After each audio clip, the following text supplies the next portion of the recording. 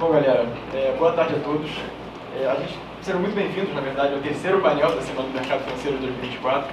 Eu me chamo João Eduardo Tupinambá e, junto ao Gabriel Drum, a gente vai mediar essa palestra.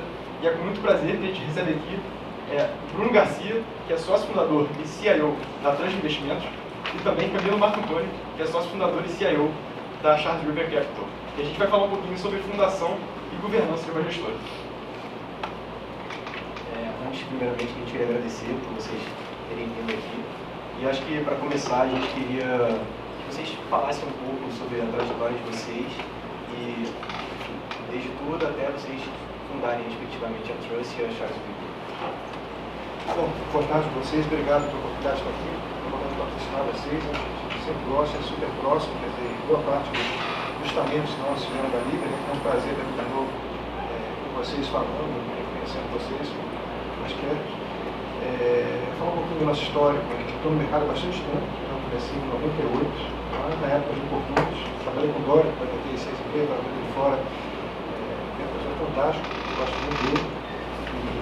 Em 2001, eu saí do Oportunis, levado pelo Regis, da área de renda variável, do Carlos Eduardo Ramos, para a Artes, que é uma gestora que estava acontecendo, eu achei fundada, na cota da fundação dessa gestora, fui crescendo com esse lugar. E a gente ficou na Arx entre 2001 e 2017. Eventualmente a gente foi comprado pelo Banco Americano em 2008. Soubemos como trabalhar, não como sócios, mas como executivos, no Banco Internacional.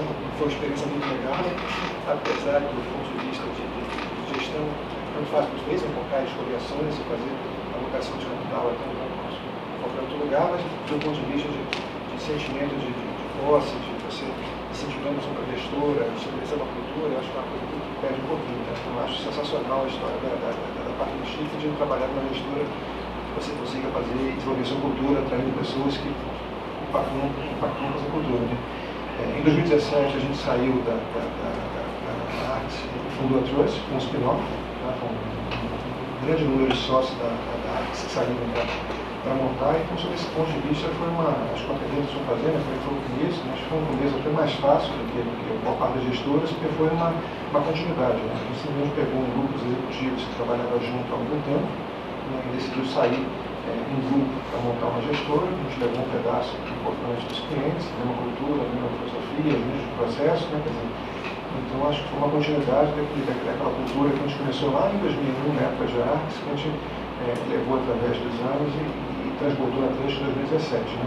Se você for pegar de 2001, quando a Arx começou para hoje, já são 23 anos que essa mesma cultura está na cara. Tá? Boa tarde a todos. Obrigado aí pelo convite para participar aqui do painel. Bom, a minha trajetória é um pouquinho diferente da média dos gestores do mercado. Então, bom, a primeira parte não é muito diferente não, sou engenheiro, tá cheio por aí. Sou um gaúcho que vim aqui para o Rio, a primeira vez que eu morei, vim para o Rio aqui foi em início de 99, aqui para o Rio, eu vim estudar no INE, fiz engenharia. E aí quando eu me formei, aí eu tive como falei, uma carreira um pouquinho diferente, eu fui trabalhar em consultoria de estratégia, então trabalhei por 8 anos na Bain Company.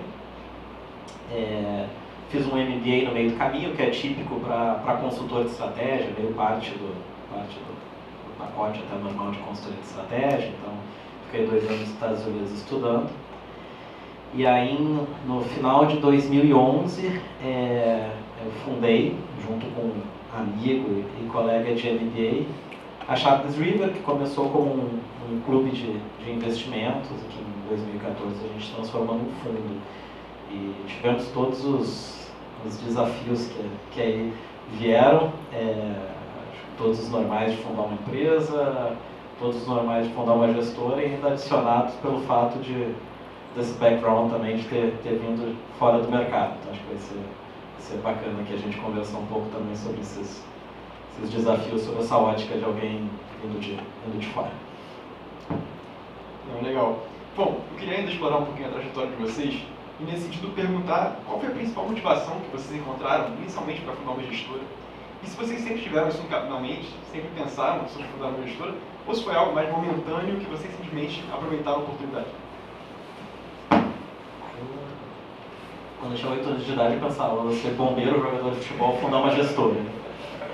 Não deu certo ser bombeiro nem jogador de futebol. Tô brincando. Foi uma coisa que também não foi momentânea, é claro. Como é que isso aconteceu aí ao longo da história?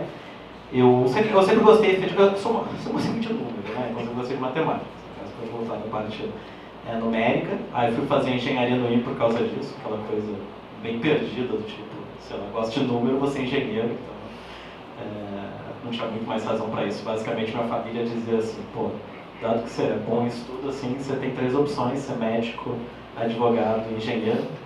Médico não achava muito legal ficar com a história de sangue, não tem minha praia, não. Direito eu falei, putz, acho que sou mais de número e fui fazer engenharia.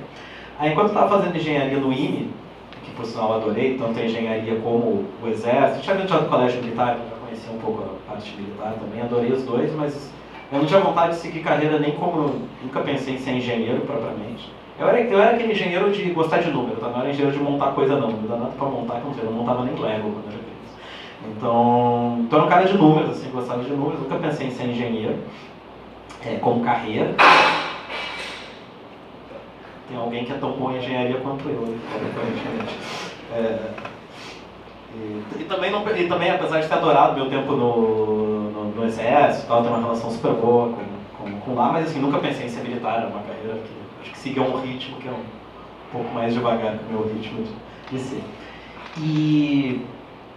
E aí, aquele negócio de processo seletivo, de aplicar, eu gostava, tinha uma vaga ideia, conhecia muito pouco do mercado, mas gostava da ideia de assim, número, investimento, finança, e também achava legal essa história de empresa, ser executivo. Basicamente achava que dava para ganhar dinheiro nos 2 lugares e, sei lá, talvez eu conseguisse. E aí calhou, e acho que foi uma sorte da vida, mas calhou que a primeira oferta que eu recebi foi a da BEM, de consultoria de estratégia, e achei fantástico, adorei, talvez vai até falar mais sobre isso em alguns aspectos, talvez eu vou até tocar como isso me ajudou até ao longo da minha trajetória, mas o processo de escolha foi esse, não foi assim, quero mais consultoria de estratégia que investimentos. Eu recebi uma oferta na época que, para quem viu, é um cara de classe média, família de classe média, a oferta era... A empresa era muito legal, tinha um amigo meu do IME, gaúcho, que tinha ido para lá já no ano anterior e falou que a empresa era do caramba, aprendizados do caramba, e financeiramente era mais do que a minha mãe e meu pai ganhavam juntos no final de carreira. Então, assim, para quem viu o Poderoso Chefão, é aquela frase que ele fala assim, eu make an offer, you cannot refuse. Então, era basicamente isso, sabe? Não tinha aí, eu tinha um prazo, mas eu não precisei pensar muito, sabe? A empresa é legal, tá meio do que eu quero, eu já falei, foi fantástico. E foi aos 8 anos, muito aprendizado. Mas sempre gostei de número, gostei da parte de investimentos e investi assim, parte pessoal. E tinha aquele negócio de achar assim, acho que é algo que dá pra fazer e tal, mas era um pouco assim, back of my mind. Aí quando eu fui pro MBA, tive 2 anos, muito bom estudar depois que você já trabalhou um tempo na vida, você dá valor a como é bom estudar, tá? Quando você estuda a primeira vez, depois você trabalhou pra caramba, assim, você vai lá, tal, tem tempo pra ler uns cases, estudar, tem tempo livre, vai viajar, tal, enfim, tem tempo pra pensar. E acabou que no MBA também encontrei o que veio a ser meu sócio, meu amigo brasileiro, Joaquim, e também, assim, vi que eu gostava, de fato, assim, o MBA lá, o segundo ano de HBS, ele é todo eletivo. Então, vi que eu gostava do negócio e também que eu acho que eu tinha algum jeito pro negócio, então eu escolhi um monte de matéria de finanças no segundo ano. Claro que era do ponto de vista acadêmico, mas naturalmente essas matérias de finanças eram escolhidas pelo pessoal que já trabalhava em assets, banco de investimento, private equity, e um consultor perdido, que era eu lá no meio da história, das matérias lá com o Merton, de derivativos, fazendo uma Black and Scholes em Merton com o Merton, na verdade, não. E fica assim, gostava, levava jeito, aparentemente levava jeito, mas eu disse, tem que ter um negócio que faça sentido, assim, como business. Aí descobri Value Investing, estudei Value Investing, e depois tive que montar uma empresa. E aí teve toda a questão de sociedade, que acho que a gente vai falar mais ali na frente. Mas aí surgiu ali a ideia mais concreta, e ela foi amadurecida. Eu terminei meu MBA em 2009, e aí, desculpem os caros e respeitáveis moderadores aqui, mas eu falo ignorar um pouco vocês. muita gente lá. Então, veio ali, começou, me formei em 2009, então fez o período do MBA, amadureci essa ideia por mais 2 anos e meio, que foi o tempo que eu voltei para a Bain, trabalhei na Bain. Em algum momento, amadureci um pedaço e depois outro pedaço, é como quase tudo na vida, que tem uma hora que é um leap of faith, que você diz assim, vamos embora. Isso foi ali no final de 2011, ali, a gente começou a história da gestora. Então, concretamente, acho que foram uns 4 anos assim, de desenvolvimento, entre ideia inicial mais concreta e montar o negócio. Bom, meu caso é um pouquinho mais antigo, né? A gente fundou a Arts em 2001, né? Então, muito tempo atrás. O motivo pelo qual eu saí do Oportunity e fui para a Arts é porque eu queria mudar de carreira. Né? Eu também sou engenheiro, eu também gosto muito de números, trabalho de alto curso, modelo de risco, estresse, essas coisas, né? Mas sempre queria fazer análise, gestão, queria trabalhar com renda variável, né? E a fila no Oportunity era uma fila grande, né? Quer dizer, você tinha muitos estagiários, muitas pessoas ali, quer dizer, pouca gente na mesa, né? E quando o Dudu, que era o chefe da mesa de renda variável, saiu para montar uma asset e me chamou para ir com ele, eu falei, caramba, cara, eu vou estudar de bacana, vou trabalhar com risco, vou montar os modelos todos, pelos gerenciais, e vou ter a possibilidade de trabalhar também ligado à renda variável, que era o que eu queria aprender, né? Então foi muito fácil a minha gestão, a minha ideia de ir com eles, né? Quer dizer, também não fundei nada, eu fui arrastado, né? Quer dizer, entrei como sócio minoritário, que foi crescendo ao longo da sociedade, né? Até acabar hoje, né, como sócio majoritário. Esse grupo começou lá junto em 2001, né? Então foi uma coisa mais fácil para mim, foi uma mudança de carreira, que me fez querer entrar num projeto novo que estava começando, muito mais motivado a aprender, né, com a mudança de carreira, do que fundar a gestora, deslumbrando do que uma gestora poderia ser hoje, né? Se for olhar para 2001, é muito tempo atrás, você tinha poucas gestoras independentes de recursos no Brasil, você tinha a Dina, você tinha a IP, mas você contava nos dedos. Você tinha a Gap, né, que depois deu origem à Sharp, que o Leandro está aqui, né, foi meu estagiário também, foi comigo há muito tempo, mas assim, foi bastante tempo atrás, isso foi legal. E mais recentemente, a decisão de sair da Arts, né, para Spinofar e fazer a Trust de volta, acho que é para voltar para uma gestora nossa, uma partnership, que a gente consiga ter um alinhamento maior, né, entre os decision makers da empresa, meio dinheiro, do que ser funcionário de uma multinacional. Né? Essa foi muito mais fácil do que a outra. Excelente, muito obrigado, pessoal. Agora a gente queria saber um pouco, assim, a gente sabe que fundar gestoras não são só flores, tem dificuldades também. E a gente queria que vocês contassem um pouco sobre as maiores dificuldades que vocês tiveram quando vocês criaram as suas gestoras, e que vocês contassem um pouquinho sobre como que foi. Então, a maior dificuldade que você tem a fundar uma gestora, que é verdade, acho que em fundar qualquer tipo de empresa, é você conseguir manter um time junto, unido, trabalhando, né, no mesmo lugar. Né? Nosso business, as pessoas falam que é um business de investimento, um business de saber escolher brilhantemente a ação para performar bem, comprar o que vai subir, ou vender, ou se fazer um hedge no dólar, mas a verdade é que, quando você para para pensar, é um business de RH. É um business de atrair gente boa para trabalhar com você, criar uma cultura, e botar todo mundo para remar juntos, e repetir o processo à exaustão. Teoricamente, essa repetição, a exaustão, mais a seleção natural de muitos anos passando para fazer com que as gestoras que sobrevivam depois de 5, 10 anos com o mesmo processo, possivelmente façam uma coisa melhor do que as outras, porque é uma grande seleção natural. Né? Então, acho que o maior desafio que eu tive ao longo da minha carreira, dois, né? Acho que um muito grande foi a parte de RH, né? Porque é natural que com o tempo, sócios que têm interesses diversos, queiram trabalhar em lugares diferentes, queiram montar suas próprias gestoras, né? Então você conseguir manter uma sociedade alinhada com uma cultura única é difícil. E repor as pessoas que saem, são o maior desafio disparado. Isso é um desafio de cada mercado. Infelizmente, ou felizmente, depende. Infelizmente, porque o Brasil é um país muito volátil, cujo macro tem muito impacto ainda, sujeito a muitas crises. Né? Por outro lado, é o que dá oportunidade para a gente. Né? O mercado masculino disputado que mercados internacionais. Então, esses ciclos de mercado são muito fortes, muito agudos. Eu peguei a eleição de 2002, que parecia que o mundo ia acabar quando eu não pela primeira vez, depois foi a crise. Aliás, antes teve a queda dos aviões, das Torres Gêmeas, depois teve a crise de 2008, que o mundo ia acabar, depois teve a Dilma, depois teve caminhoneiro, Joésio. Então, assim, em cada ciclo desse se questiona, você fala, caramba, será que funciona o que eu estou fazendo? Será que, o que eu posso aprender com os erros que a gente cometeu, com as alocações erradas que a gente fez? Quer dizer, e acho que navegar esses altos e baixos do ciclo do Brasil é bem difícil e cansa, né? Quer dizer, e por outro lado, com um certo tempo também você vai criando casca também, vai ficando cada vez menos sensível a isso, né? Então, eu botaria uma questão, acho que mais qualitativa, né? que é como motivar e manter um time unido, com uma maior dificuldade. A segunda dificuldade é navegar por esses ciclos de alto e baixo sem se desmotivar e mantendo a filosofia inalterada. Né? Você tentar fazer uma pirotecnia para tentar resolver mais fácil. Concordo absolutamente com o que o Bruno falou. Então, é uma empresa de pessoas, de gente, então não vou repetir aqui, vou só aproveitar e revelar algo que vocês acham que eu estou aqui no painel para falar com vocês. Na verdade, é que eu estou no processo de recrutamento.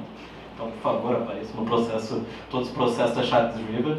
Você acha que eu estou trabalhando para vocês, vocês estão trabalhando para mim. Então, assim, muito obrigado por terem vindo. E eu até falei aqui na entrada com alguns dos colegas aqui. Felizmente, a gente tem tido a chance de ter um pouco mais de colegas aqui da PUC nos últimos processos seletivos. Tivemos o Rafael aí entrando no último processo, temos 3 colegas aí da PUC que entraram no processo seletivo estagiário, um que se formou agora até recentemente, é nosso analista, mas a PUC ainda está diferente do que eu entendo do caso da Trust, que já tem uma representação forte da PUC na Charles River, vocês ainda estão subrepresentados, então catch up, por favor, e apareçam nos próximos processos. A gente é uma empresa de pessoas aqui nesse mundo que é a Trust. Perfeito. Bom, agora eu queria passar um pouquinho mais para a função que vocês exercem no dia a dia da empresa. Muitas pessoas têm um pouco de dúvida, né, do que de fato um sócio fundador faz no cotidiano dessas empresas. Então, se vocês pudessem explicar um pouquinho para a gente a função de vocês, um pouco melhor, a gente agradeceria bastante. E a gente queria também saber quais são os principais desafios que vocês enfrentam no dia a dia como gestores, como sócios fundadores de uma empresa. Então, o sócio fundador pode ter várias funções dentro da empresa. Acho que aqui calha, se eu entendo que tem uma das funções aqui que até eu e o Bruno temos a mesma, que é de CIO. O CIO pode ser um sócio fundador, poderia não ser um sócio fundador. Então acho que eu vou dividir essa resposta em 2 partes. A função do CIO e depois falar um pouco, talvez mais genericamente, como um sócio fundador. O sócio fundador poderia ser um diretor de compliance, poderia ser um diretor de risco, poderia ser um analista até, não ser propriamente um gestor. Então você tem vários sócios fundadores. Como CIO, e quando eu falo da minha função como CIO, né? Então a função final é você ser responsável pelos investimentos. E aí, só que isso pode ser feito de várias maneiras diferentes. Então eu vou falar como a gente faz lá na Charles River, então eu falo o meu papel, que não necessariamente é o papel que outros CIOs desempenham, até um pouco, impressões que eu tenho que hoje os gestores, o papel do CIO é diferente do meu. Então aqui é uma escolha também, então é uma escolha de como eu desenhei o meu papel. Dado o nosso processo de investimento, a minha função não é fazer calls de investimento no sentido de tomar as decisões de investimento por mim, com uma equipe de análise trabalhando para mim.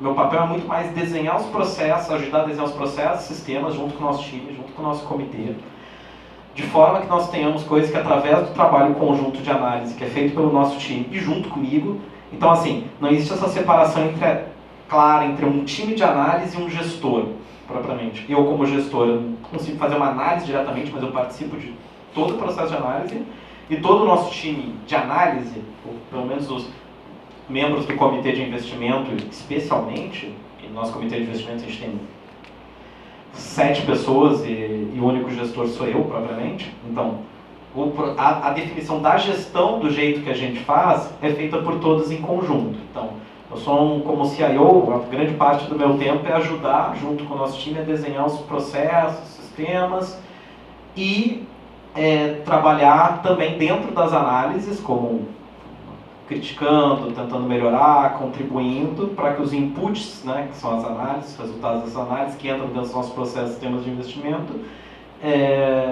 sejam, obviamente, os melhores possíveis.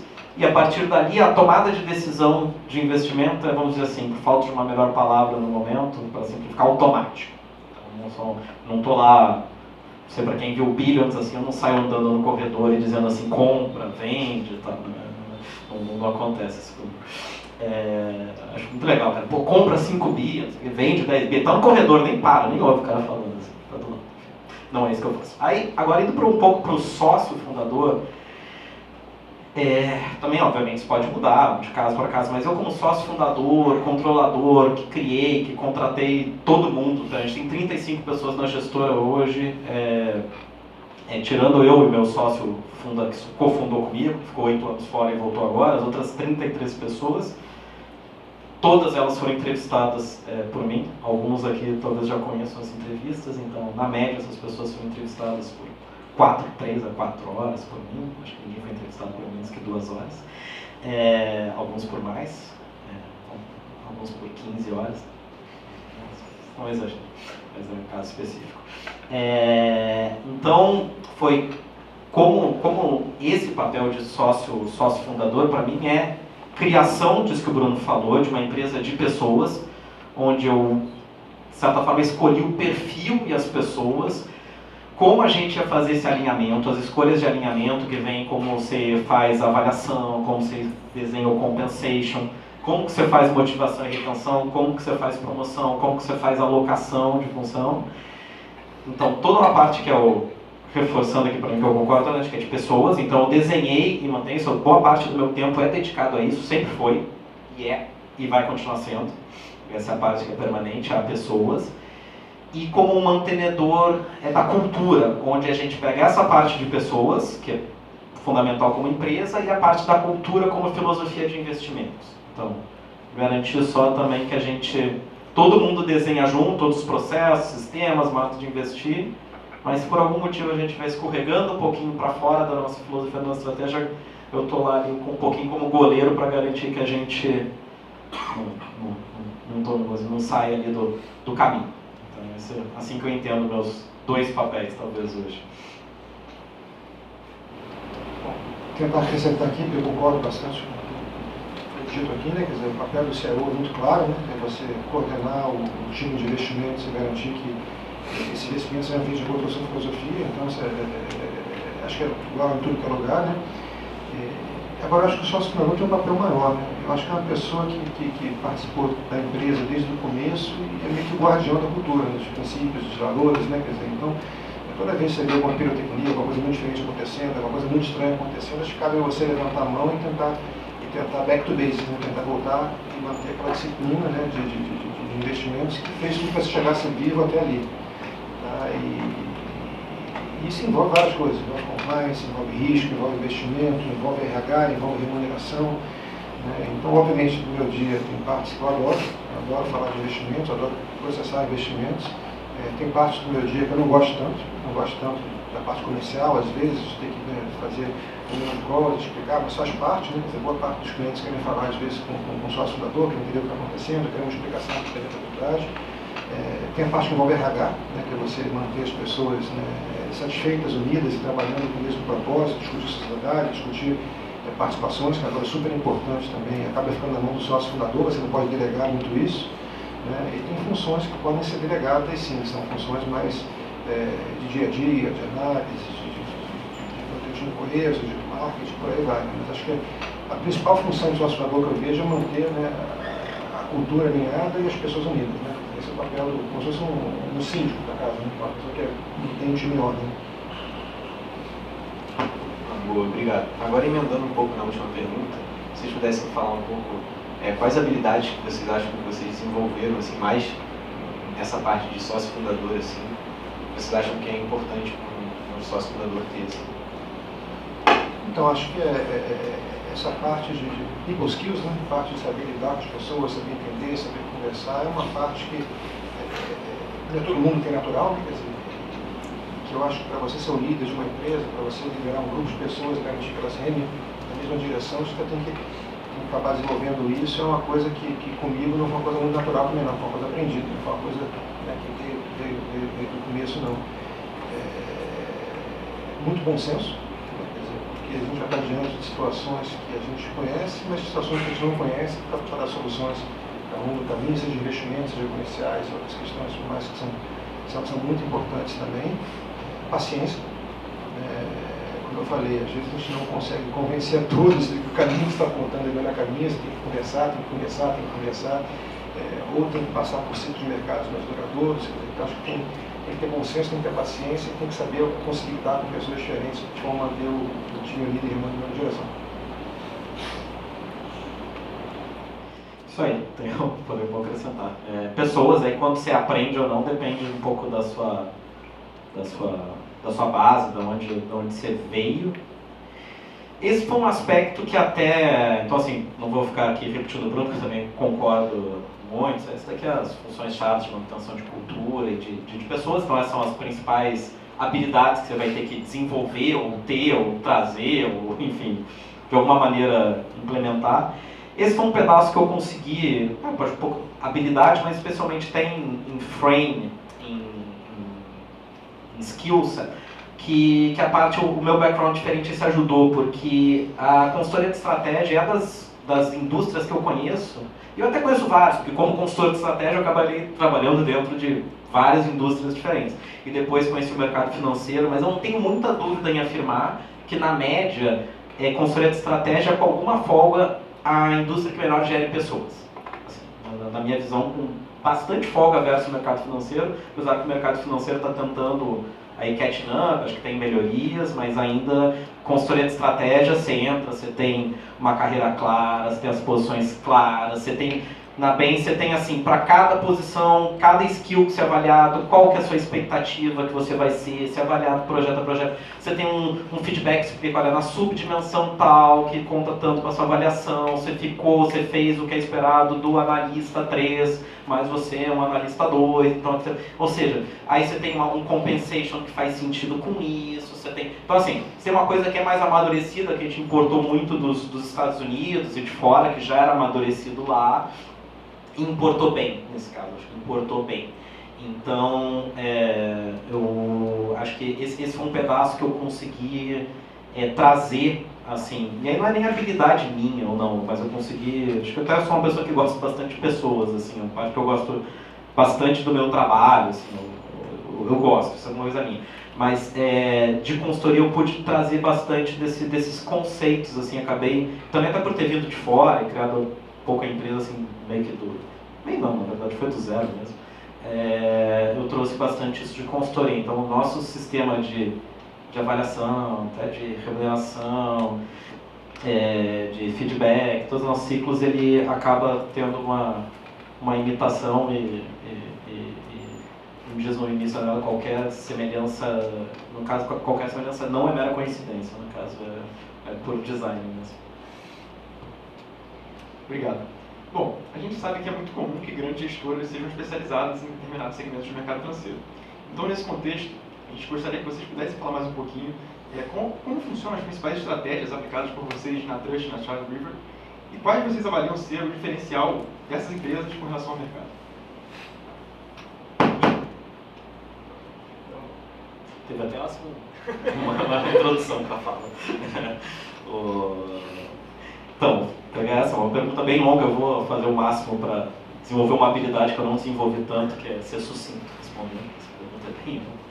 Mas, quando a gente entende, assim, qual que é a nossa, o que a gente faz, o que a gente tenta fazer, e aqui pode aplicar a diferentes segmentos, mas ter uma filosofia de investimentos que a gente sabe que tem o potencial de funcionar e implementá-la ela de um jeito que a gente acredita que funciona, que faça ela funcionar. Filosofia, acho que talvez a maior parte dos que estão aqui já saibam, mas a gente é Value Investor. E Value Investor, o que é Value Investor? Value Investor é comprar algo, na minha visão, por um preço significativamente inferior ao que a gente acredita que vale. É tão simples quanto isso. A dificuldade está em fazer isso, obviamente, ao longo do tempo. E a gente pode falar bastante desses desafios aqui, mas eu nem queria nessa resposta ir tanto por esse caminho, talvez que eu já tenha ouvido bastante, ou porque se for o caso a gente pode explorar mais à frente, mas talvez falar um pouquinho do que a gente faz diferente, talvez dentro do Value Investing, e aí eu vou pegar, não sei se é diferente, mas enfim, como a gente faz isso, e da onde que a gente acaba, na nossa visão, encontrando as oportunidades. E aqui é uma leitura sobre algo não observável, tá? Então, assim, indo um pouco para a ciência, eu vou sobre algo que é não observável. Então, uma especulação. O que é especulação? A gente acredita, aí 12, 13 anos, já tem até uma base estatística para dizer que a gente consegue, na média, encontrar coisas cujo preço é menor que o valor. Ela fala, bom, por que o preço está menor que o valor? Bom, aqui vai para um mundo de especulação. O fato observável é o preço e o valor é verificável no futuro, né? Mas o porquê não é observado. Mas o que uma das nossas leituras e o que a gente ao longo do tempo foi lendo, e é importante sempre tentar entender o porquê, porque isso te ajuda a procurar. Se você entende quanto que isso acontece, você sabe onde você tem que procurar esse tipo de coisa. E uma das coisas que a gente entende que a gente faz talvez diferente de uma parte do mercado, e obviamente ninguém é único nessa história, tá? Com certeza vai ter mais gente, mas a gente tem uma parte significativa do mercado que não olha o valor em perpetuidade. A gente olha o valor em perpetuidade. O que quer dizer? Quando a gente olha preço menor que valor, preço tela, o que é valor para a gente? É um fluxo de caixa de perpetuidade. Então é tão simples quanto isso.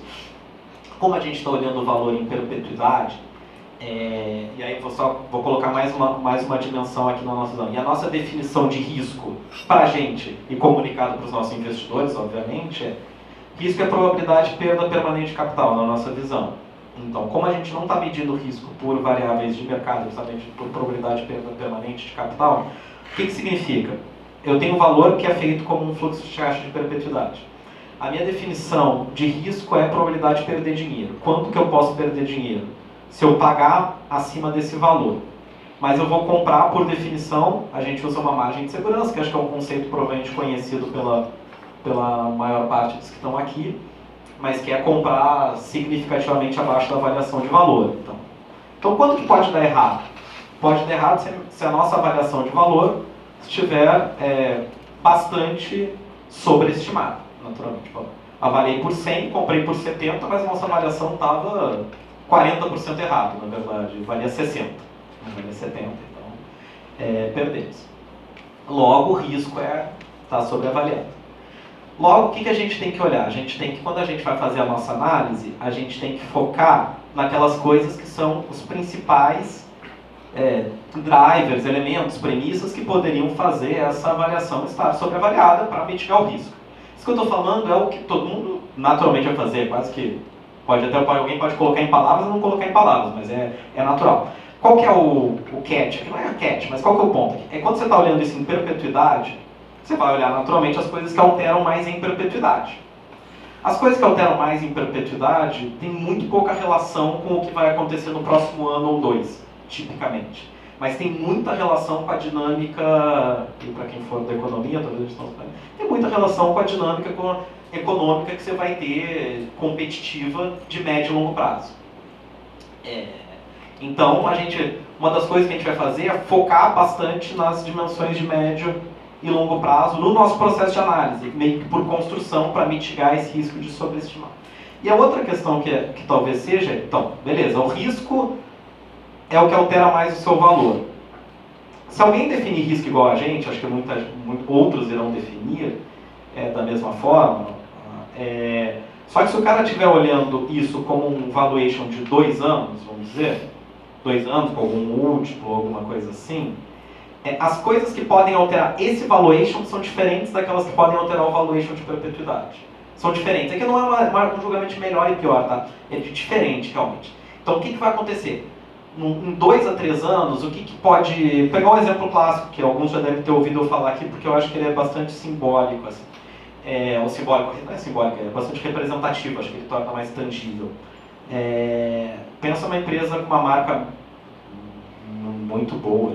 Alguém fala uma empresa com uma marca boa, então vou usar os mesmos exemplos que eu uso para ouvir alguém falando, que aí depois na hora que tiver pergunta, o pessoal alguém já falou. O Mercado Livre. O Mercado Livre é bom pra caramba, cara. Você pegou uma que tem uma marca muito boa, mas além de tudo é uma baita de uma empresa. Mas pode ser, pega o Mercado Livre, posso pegar isso aí, pega um cara de consumo, Mercado Livre lança um produto lá com o nome de consumo, pega uma isso aí. Uma empresa, o cara vai ter um retorno muito alto. E quando você pensa essa empresa de marca em 2 anos, ela tem muita proteção, tipicamente. Você consegue fazer um trabalho de análise bem feito, obviamente, não estou dizendo que é trivial, mas com análise bem feita e mitigar bastante os riscos dos próximos 2 anos dessa empresa. Bastante. Você vê se vai ter algum competidor entrando, se tem alguém disputando a marca deles, se tem algum entrando de outro setor, se tem algum substituto. E se o valuation está sendo feito assim, você vai ter um bom nível de certeza, não é certeza não tem de nada da vida, mas talvez de confiança, então você vai ter uma visão baixa de risco de que aquele seu valor vai mudar muito. Pega uma empresa de commodity. vai dizer o que vai ser, sei lá, minério de ferro, petróleo, soja daqui a um ano. Né? Pega o melhor especialista de commodity, ele vai dar um range grande, sabe? Ainda mais para curto prazo. Então você está olhando 2 anos, vai dizer, cara, esse negócio é super arriscado. Super arriscado, porque pode valer a metade ou pode valer o dobro. E francamente, metade ou o dobro para commodity em 2 anos não é uma coisa absurda, assim. Né? Aliás, durante esse período de 2 anos pode valer a metade e o dobro durante o período de tempo. Quando você olha em perpetuidade, essa lógica se altera bastante. Ou quando você olha no médio e longo prazo, você olha em perpetuidade, né? Então o médio e longo prazo conta muito. Essa lógica se altera bastante. Por quê? Porque quando você pensa numa empresa de marca, por melhor que seja a marca, você tem bastante dificuldade, ou pode ter bastante dificuldade, de defender um cenário conservador que ela vai continuar fazendo 25%, 30% de ROI daqui a 10 anos. Porque tem muitos riscos para as marcas. Isso não quer dizer, e veja bem, eu sempre reforço pontos, isso não quer dizer que ela não vai fazer. A gente nem está querendo dizer que vai ser pior. Pode ser que seja até melhor, mas é muito difícil de defender um cenário conservador com ela. Ou o cenário conservador, ele vai diminuir bastante o retorno que ela tem hoje. Só que muitas vezes o mercado paga uma continuidade desses retornos. Por outro lado, uma empresa de commodity, uma commodity, ela tem valores. Se você imaginar uma commodity que precisa de expansão, precisa de nova oferta, seja porque está crescendo, não sei nem porque está crescendo, né? Commodity metálico, que vai ter consumo e você vai ter que ter uma nova mina entrando em algum momento, que você consegue mostrar que precisa de nova oferta. Nossa visão, você consegue calcular razoavelmente bem qual que é o preço que precisa para alguém expandir. Sei lá, soja, tá lá, grão. Você sabe qual é o preço marginal da terra, qual que é hoje, potencialmente vai aumentar ao longo do tempo, que até fica pior, né? Você vai entrando da melhor para pior, você tem uma ideia de qual que é o OPEX para operar a terra, você pode fazer uma premissa conservadora de um retorno mínimo que alguém vai exigir para entrar, e assim, olha, sendo muito conservador, esse é o preço que alguém vai expandir. Quer dizer que não vai cair abaixo disso? Não, claro que vai, com certeza vai.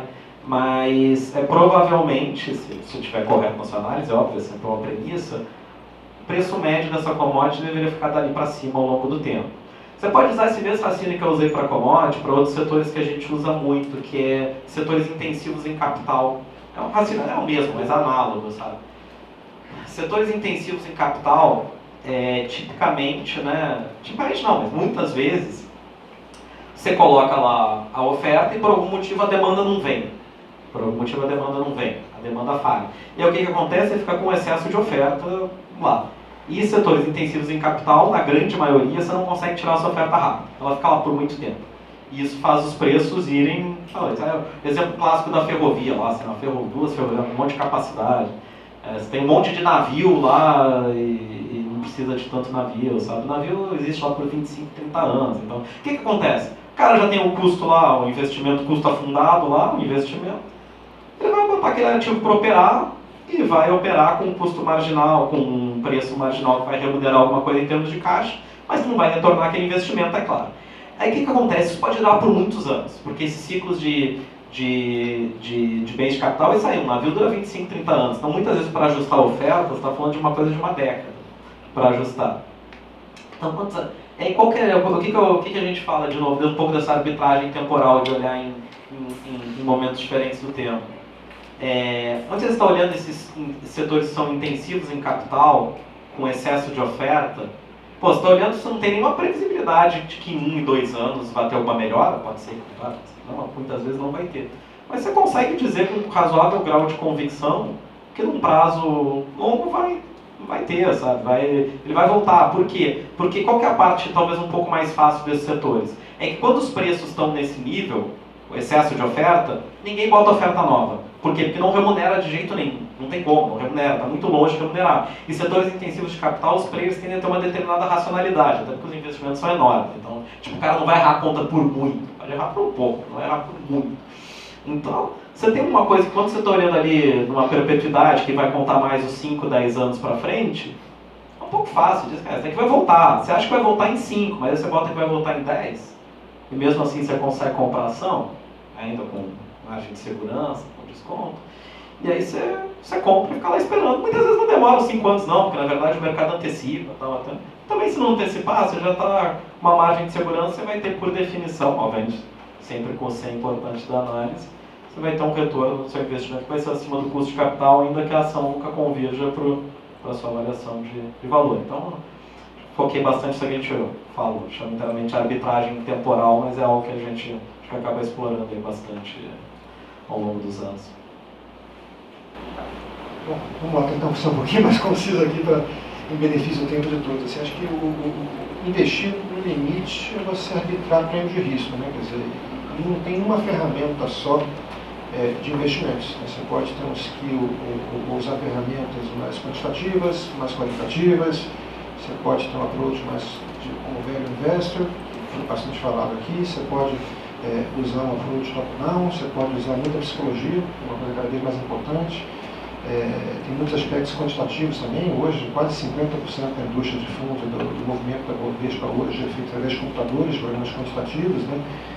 Então, eu acho que um dos skills mais importantes que o gestor pode ter é a capacidade de se adaptar ao cenário, né? Tem momentos no qual o value investor é muito importante, tem momentos no qual, como na Covid, por exemplo, psicologia é muito importante, saber onde as pessoas estavam, como é que era a cabeça das pessoas, posicionamento técnico. Tem momentos no qual o macro é muito importante, política é muito importante perto de uma eleição, quer dizer, então acho que não ser dogmático, né? Ter uma cabeça aberta e conseguir navegar através dos ciclos, utilizando ferramentas diferentes, né? E dando pesos diferentes a ferramentas diferentes, e focando no que é principal, no que é importante naquele momento, acho que a principal característica, ou o principal skill set que eu acho que o gestor pode ter no Brasil. Eu acho que adoraria poder pegar os almanacs do Warren Buffett, né, quer dizer, tentar comprar quando o valor é mais barato, ou o preço é mais barato que o valor, e vice-versa, mas eu acho que não é só isso. Eu acho que isso no Brasil fica um pouco capenga, eu acho que você precisa botar alguns outros skills no mercado para fazer esse tipo de gestão no longo prazo e sobreviver. Tá? Em termos de grade de produtos, era a continuação da pergunta, a gente tem 4 produtos na Trust, 3 deles ligados a ações, um deles ligado à macroeconomia. Eu acho que tem uma sinergia importante entre eles, né? Eu acho que quando você faz o valuation de uma empresa, necessariamente você vai precisar ter alguma visão do ambiente macro, se o juros vai subir, vai cair, se o dólar vai subir, se vai cair, como é que é o preço das commodities, né? Então acho que é uma complementariedade boa. Eu acho que você ter uma equipe macro numa casa que tem uma equipe micro, de que estuda ações também, elas ajudam muito, né? E se complementam no trabalho. Tá? Então temos um fundo macro, 3 fundos de renda variável, um de long only, né? Que seria o FIA, né? Um fundo comprado em ações, a longo prazo.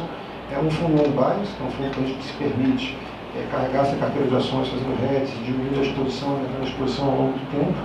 E um fundo long short, na qual a gente tem a diferença do valor de uma carteira comprada para uma carteira vendida e carrega esse diferencial, esse dinheiro que a gente recebe da carteira vendida em CDI. Né? Então, basicamente, um fundo que rende CDI mais o diferencial da carteira comprada para a carteira vendida. Então, acho que é um pouquinho disso. Acho que a principal característica é conseguir se adaptar e conseguir saber que ferramentas usar ao longo do tempo. E a gente tem esses 4 produtos que permitem a gente também navegar ao longo do cenário, tentando manter a receita na casa o mais estável possível. Tem momentos no qual o macro é muito bom, tem momentos no qual o long only é muito bom, tem momentos no qual o long short é bom, mas na média acho que tem uma casa diversificada com 4 linhas de receita, é uma coisa que faz muito sentido. Não, excelente, sim, acho que foram muito boas respostas. Agora a gente queria continuar assim, a gente escuta bastante os gestores falando quanto a parte qualitativa da análise está se tornando cada vez mais importante, onde antes o pessoal usava muito a parte quantitativa para decidir qual posição ia entrar e tal. A gente queria que vocês comentassem um pouco o que vocês acham que é o mais importante de uma empresa ter de qualitativo, e até comentar também um pouco o que se uma empresa tiver, assim, vocês não entram naquela posição de jeito nenhum. Então, acho que o qualitativo é cada vez mais importante, especialmente as pessoas por trás das empresas, né? Porque o mundo está se movendo muito rápido. Né? Quando você pensa como é que era o mundo há 5 anos atrás, como é que era o mundo há 10 anos atrás, como é que vai ser daqui a 5 anos, né? Eu acho que o componente de tecnologia, o componente de processo está cada vez mais importante. Né? Não adianta você ter uma empresa muito boa que vai ser disputada, né? Ou uma empresa muito boa que os líderes não tem uma cabeça mais moderna, que vão conseguir usar as ferramentas novas que estão surgindo em benefício da empresa, né? Quer dizer, então, é quase, assim como um investidor, quando olha para uma gestora, deveria olhar para as pessoas que tocam pelas gestoras e falar, será que eu vou gerenciar só essas pessoas? Será que eu gostaria que essas pessoas arbitrassem o que fazer com o meu dinheiro? Eu acho que quando a gente olha para uma empresa, é óbvio que você tem o business da empresa, você tem a resiliência do setor da empresa, outras características mais, mas acho que a as pessoas que estão por trás da empresa, né? E o alinhamento das pessoas são os componentes mais importantes. Né? Pessoas boas, com a cabeça aberta, né? Que consigam navegar os ciclos, né? E bem alinhadas. Né? Você perguntou o que não pode não ter. Acho que alinhamento é uma coisa muito importante. Né? Acho que as pessoas mal alinhadas, né? Ou controladores que controlam a empresa com muito pouco capital, ou executivos que sequestraram o board da empresa em benefício próprio, então se vão completando com isso. Né? Então acho que essa parte de governança é super importante. Né? Mas, assim, o qualitativo é muito fácil. O qualitativo é porque o mundo muda muito rápido e eu quero ter pessoas que consigam navegar esse mundo muito bem e alinhadas comigo. Acho que essas são as características. Então, nossa visão, assim, eu tenho dificuldade de separar o que é qualitativo. Para mim, todo quantitativo é qualitativo. Assim, para mim é uma coisa até bem simples, né? É preço menor que valor. O valor é um valuation que é feito em função de premissas. As premissas se dão pelo qualitativo. Então, o que é? É tudo. Se as pessoas, como o Bruno está falando, pessoas boas e bem alinhadas, que vão fazer investimentos que têm um alto retorno, vão gerar valor, né? Vão ter investimentos bons, obviamente vai ter aquilo ali. E aí se junta com as outras coisas, obviamente vai ter com as características da indústria, a posição da empresa dentro daquela indústria. Mas o que a gente tenta fazer, o que eu tento fazer, até voltando àquela pergunta do CIO, que é função, né? Como a gente estava comentando ali na resposta anterior, de manter a cultura mesmo, eu não deixo separar as coisas. Não deixo dizer, olha, eu acho que a empresa é boa, mas o modelo está dizendo isso, sabe? Não tem modelo, não fala uma coisa. O valuation tem que ser um reflexo do que você acha. Então, se aquelas pessoas por exemplo, não são boas, né? É um problema claro de muitas empresas, ou porque a governança não é boa, porque as empresas devem ser boas, mas o alinhamento não é bom, como é que a gente está refletindo isso no nosso valor? Está aumentando o custo, de repente, porque essas pessoas não estão aumentando seus salários, suas remunerações, ou estão fazendo investimentos ruins, ou como é que a gente faz? Então, assim, o papel é dizer assim, vamos botar o qualitativo no quantitativo e tem um número. O final do nosso processo de análise tem 2 números. É uma nota de risco de 0 a 10 e um valuation. Atrás disso tem uma análise nossa, leva tipicamente 4, 5, 6 meses, às vezes leva um ano do início ao fim. Obviamente a gente não leva um ano para fazer uma planilha, né? Eu espero, pelo menos, eu sou mais eu que faço, mas espero que ninguém esteja levando um ano para fazer uma planilha.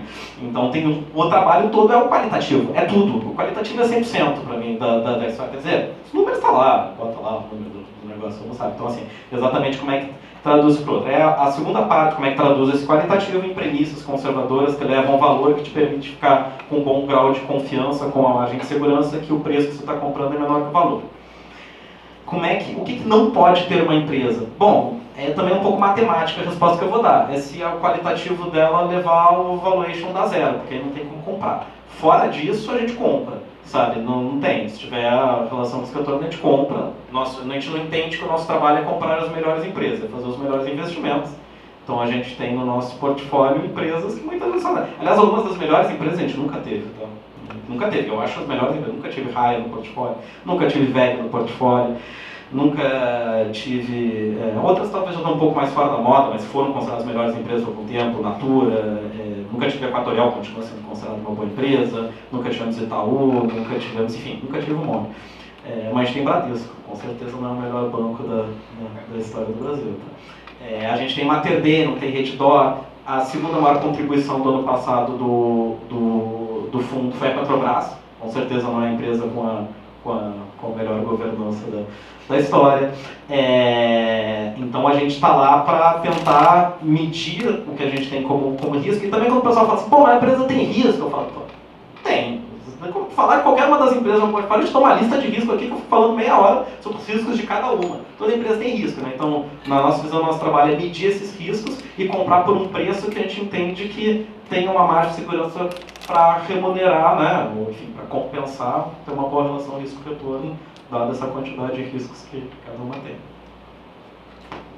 Perfeito, obrigado. Bom, acho que é fato para todo mundo que o mercado mudou muito ao longo dos últimos anos. E até o Bruno acabou de chamar a atenção das tendências tecnológicas que estão cada vez mais vigentes, né? Então a gente gostaria de saber de vocês, como estão há um bom tempo no mercado, como vocês viram essas mudanças ao longo do tempo e como vocês vêm buscando se adaptar a elas. Eu vou talvez quebrar em dois, assim, a gente tem uma parte que é mudanças tecnológicas disrupting investimentos, sabe? Ou criando oportunidades de investimento ou disrupting investimentos. Na nossa visão, talvez um pouco infelizmente, ou talvez um pouco pelo nosso estilo de investir, um pouco para a gente estar no Brasil, a gente ainda não achou grandes oportunidades de investimento que venham dessas mudanças mais recentes que a gente está vendo da tecnologia, mas a gente olha muito com viés de risco, né? O quanto que isso pode atacar ou não eventuais investimentos que a gente já tem ou que está fazendo. E tem outro que é mudanças tecnológicas no próprio funcionamento da gestora, né? Do mesmo jeito que um dia alguém incorporou o Excel e não faz mais conta lá no papel, naturalmente a gente também não pode ficar atrás com o funcionamento de gestora. Se a gente incorporar essas novas tecnologias no nosso dia a dia, acho que a gente tem bastante para andar, francamente, nisso aqui, acho que a gente andou pouco, mas a gente, obviamente, vai estar e vai tentar incorporar aí as tecnologias, não dá para ficar fazendo conta no papel enquanto todo mundo está fazendo no Excel, né? Essa parte de novas tecnologias, do uso da gestora, é uma coisa que a gente está utilizando bastante, tentando testar. Aliás, acho que, de novo, a capacidade de se adaptar, enquanto você testar, dá certo, você, né, incentiva, e vai adiante, dá errado, você estopa, né? E eu acho que a gente tem que trabalhar com dados alternativos há pelo menos uns 2, 3 anos, tem dado certo, tem ajudado bastante investimentos. A quantidade de dados hoje disponíveis na internet, né, no mercado, é muito, muito grande, né, e você saber coletá-los e utilizá-los como preditores de onde a empresa vai, para quantos receita ela vai gerar, para qual lucro aquela empresa, uma coisa que é muito importante. Dá para a gente um conforto grande e dá para a gente um edge informacional também.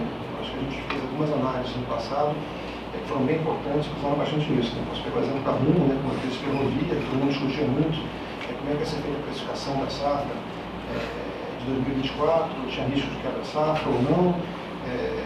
Tinha saída pelo norte, que envolvia competição, né, e a gente conseguiu, acho que, chegar num valor muito próximo do valor da tarifa que seria implementado pela Rumo através de um trabalho intenso de coleta de dados e processamento desses dados. Né. Mas tem um exemplo de vários, né.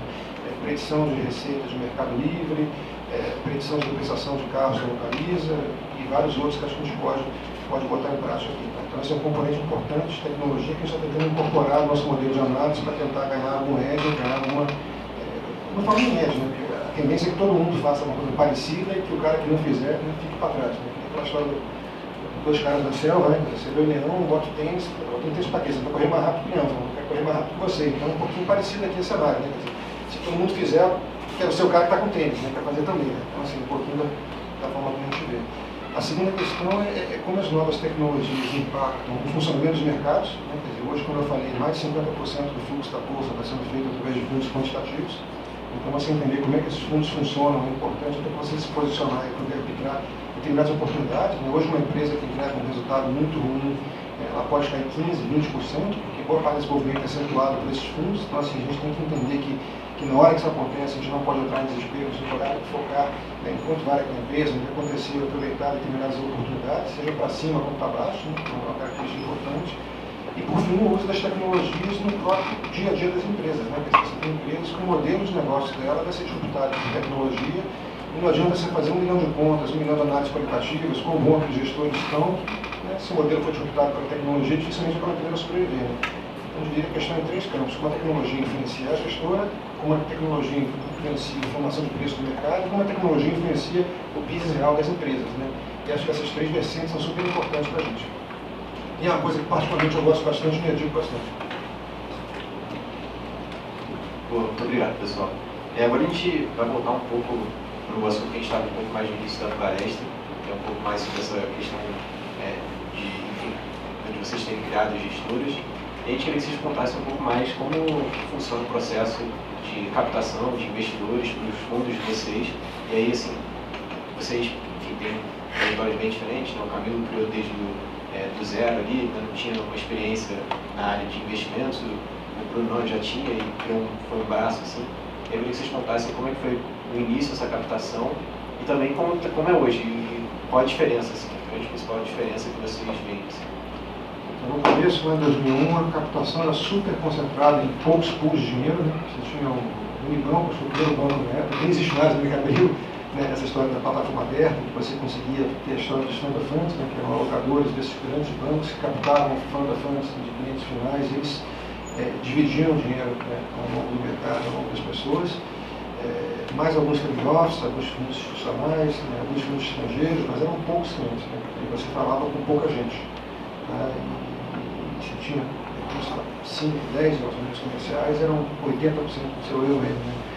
Eu acho que a grande mudança que teve em termos comerciais foi com o aparecimento das plataformas, né, a XP foi um grande exemplo disso, né, criou-se essa figura do gestor que precisa ser um comunicador, não basta ser um bom gestor, você tem que conseguir dizer como você faz gestão, tem que conseguir comunicar a sociedade de investimentos, tem que convencer os outros. Né, quer dizer, apesar de eu achar que no longo prazo a diferença é cota, né, não adianta você ser um baita comunicador e ter uma cota ruim, não adianta nada. Né, mas, assim, eu acho que esse skill de storytelling, né, como diz o Galloway, né, é um skill cada vez mais importante na nossa vida, né, e principalmente nesse mundo de plataformas, é um skill muito valorizado. Né, quer dizer, e um passivo um pouco diferente, né, quer dizer, um passivo no qual você tem acesso ao investimento final. Né, o investimento final que antigamente entrava no fundo, sei lá, do Itaú, só que o gestor do Itaú alocado em você, agora o investimento final tem acesso ao conteúdo que você produziu no podcast, ao conteúdo que você produziu, sei lá, no YouTube que ele viu, e ele gosta do que você falou, ou entende como é que funciona o processo, e entra no fundo. Quer dizer, tem gente que acha que é melhor dessa forma, porque o investidor, ele sabe o que está comprando ali, né,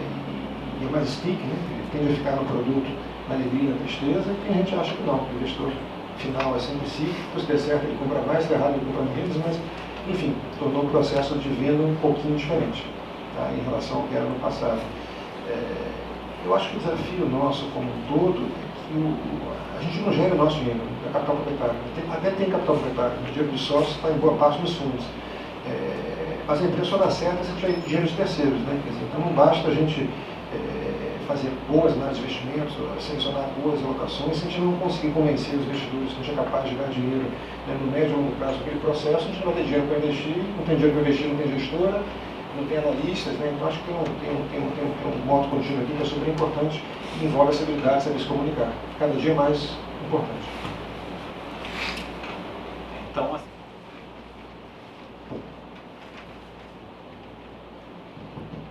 Bruno, Camilo, muito obrigado pelo tempo de vocês, eu acho que o painel foi incrível.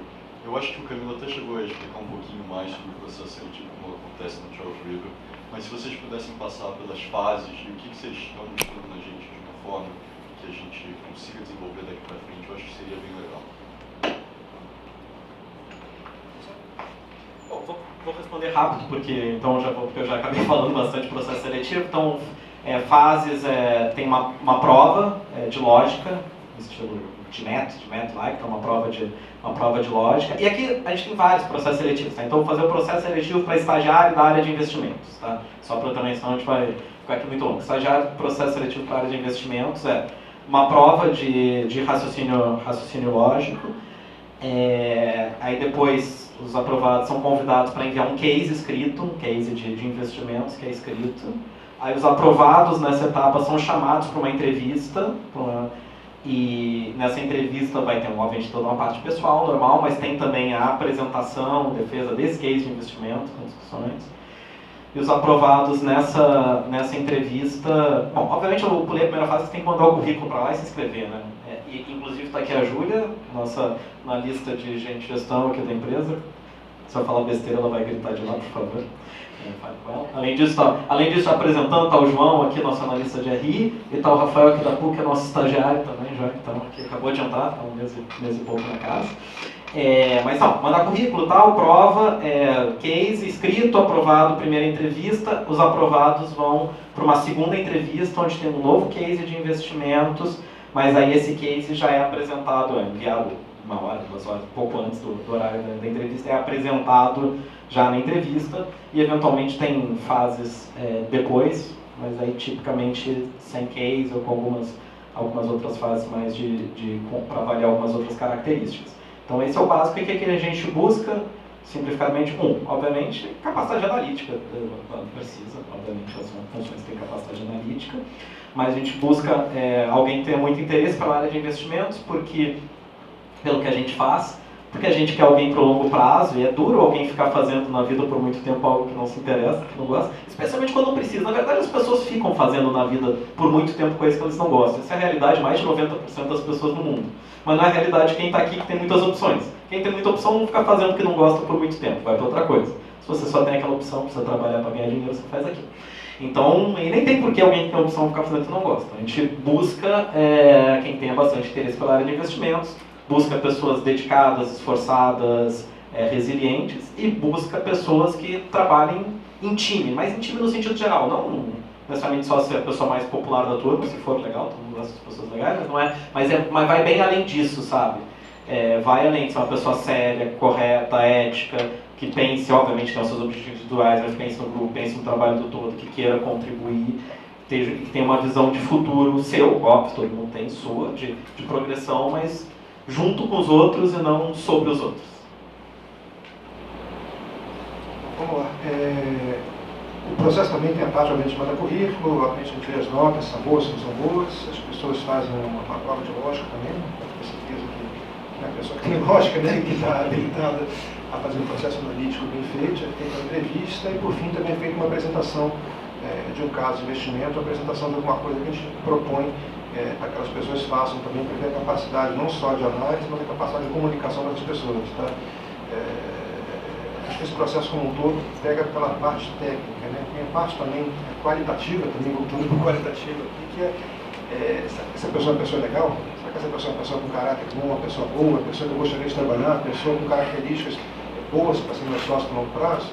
Né? Ou será que é um Gerson muito malandro, né? De repente se comunica muito bem, mas com pouco conteúdo, quer dizer, e aí não tem muito processo de jeito, né? Quer dizer, olho no olho você entender quem é quem e fazer essa análise qualitativa da melhor forma possível. Né? Alguém tem mais alguma pergunta? Boa tarde, Bruno. Boa tarde, Camilo. Obrigado pela palestra, foi muito boa. Eu acho que essa pergunta vai um pouco mais para o Camilo, não sei se você falou, Bruno, mas a questão do MBA, eu venho entendendo algumas artigos e tudo mais. Eu li recentemente o livro do Taleb, que criticou bastante o MBA, eu descobri que tem um pouco essa rixa assim, dentro do mercado. Eu queria que perguntasse depois sobre MBA, acho que foi essencial para se tornar um sócio fundador, ou se isso agregou bastante em valores, skills e tudo mais. Essencial sim, não. Acho que não precisa de um MBA para ser sócio fundador. No meu caso até foi um pouco porque acabou que a minha sociedade veio do MBA toda, mas assim, como é essencial, sem dúvida, acho que dá para ser um profissional super competente no mercado financeiro sem fazer um MBA. Dito isso, acho que o que o MBA agregou, no meu caso particular, teve lá a parte de finanças, que eu não estava, mas assim, acho que principalmente o que agregaria para alguém talvez que já tivesse é um pouco da visão de business, assim, que eu acho que é entender um pouco mais do negócio como negócio. Dito isso, o MBA, ele tem, assim, ele não é feito para ser que nem as universidades no Brasil, mesmo no MBA nos Estados Unidos, que é o seguinte, que é focado simplesmente no rigor acadêmico. Ele tem alguns objetivos lá dentro. Então, claro que tem a parte acadêmica, mas tem a parte de networking, tem uma parte aqui que o Bruno até também citou na resposta sobre recrutamento, muito grande de saber se comunicar, de saber interagir, tanto que sai muita sociedade de lá, então assim, tem você estar junto com as outras pessoas, tem que conviver. No MBA que eu fiz, eu tive essa parte business, que foi legal, mas eu acho que pra mim até assim, como eu trabalhei tendo muito tempo em consultoria, acho que eu já teria, mas legal, claro que acrescentou, mas foi muito legal as oportunidades de convivência. Tipo, eu sentava do lado, a menina, tipo, vice-campeã olímpica de polo aquático, tinha o cara na minha turma que tinha lutado, tinha sido capitão na guerra lá no Afeganistão, tinha, sei lá, filho de presidente de empresa lá, de fundador, que tinha que demitir, sei lá, milhares de pessoas, porque, enfim, teve lá uma crise. Então, assim, você tinha experiência com pessoas que eu não tinha vivido, que você tinha oportunidade de conviver, e não só ouvindo uma palestra, que é legal, que a gente tá ouvindo, mas, sabe, você tá no bar bebendo com o cara lá e ouvindo a história. Então, assim, esse negócio, eu acho que pra mim foi até mais rico, propriamente, do que a parte acadêmica. Mas a parte mais outra foi divertido pra caramba.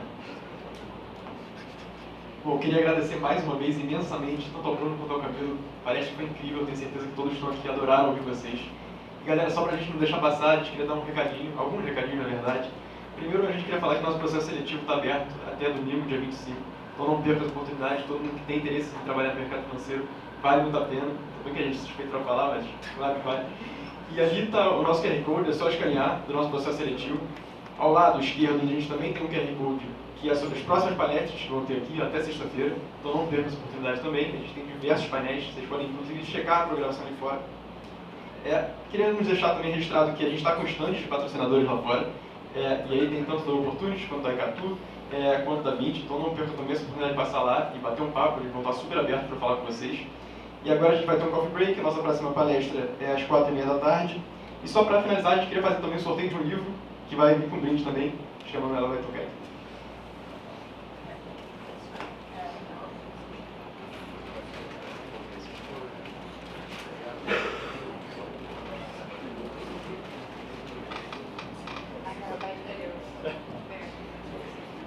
Quanto que é, Carol?